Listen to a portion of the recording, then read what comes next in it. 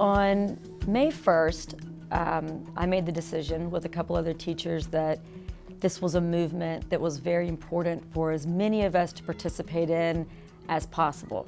Now, having said that, I had this plan in advance. I spoke to my administrator about it, who was supportive of me going and appreciated that I gave advance notice. We made sure there was a substitute in place that was good for the kids.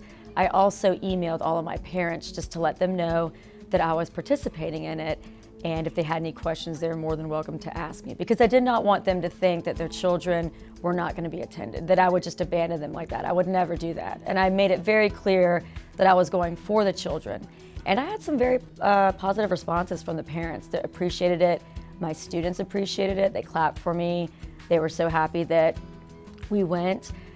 It was an experience almost like no other. I think I can add it to the top of my list of some of the most unique things I've done in my life. And there was such a positive energy at the rally. And no one, just to clear this up, no one was walking out on their administrator or their kids or their school. That's not what it was about. It was about coming together as a strong, united force to raise awareness about some of the issues that we have in our school.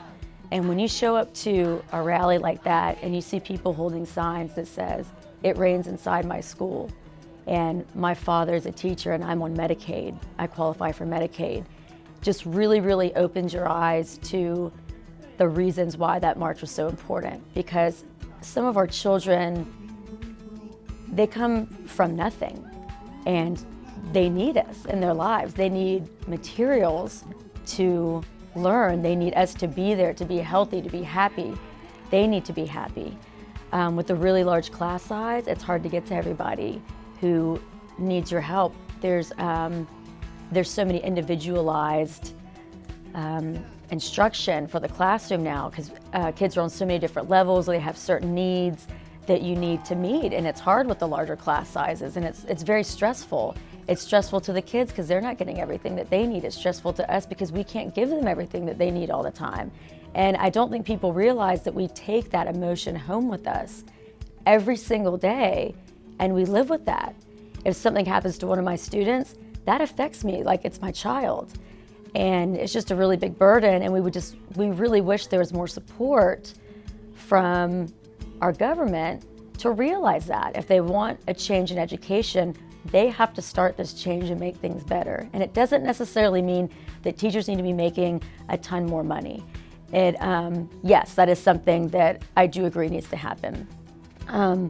But they just need to realize this is for our kids, their children, our children, the future of this country. And also with testing and the amount of testing the students do, we're now teaching to the test and not really just getting a full blown, well-rounded lesson in.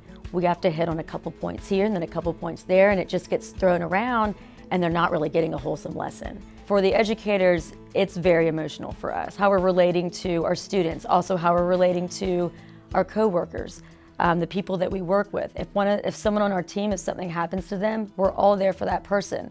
Whether we split their class up or we say, take the day, we will get your plans ready for the sub. You go home and you take care of yourself and your family, and we have got you covered. And that's just what you do naturally because we're a family.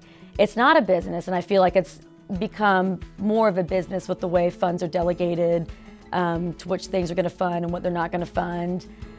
And it's hard. I mean, because that's what we live with every day. And it's hard every day. It's hard. It would be nice if they could change the class sizes. They're starting to become very large. When I first taught here, I had 31 students in 4th grade, and it was very overwhelming.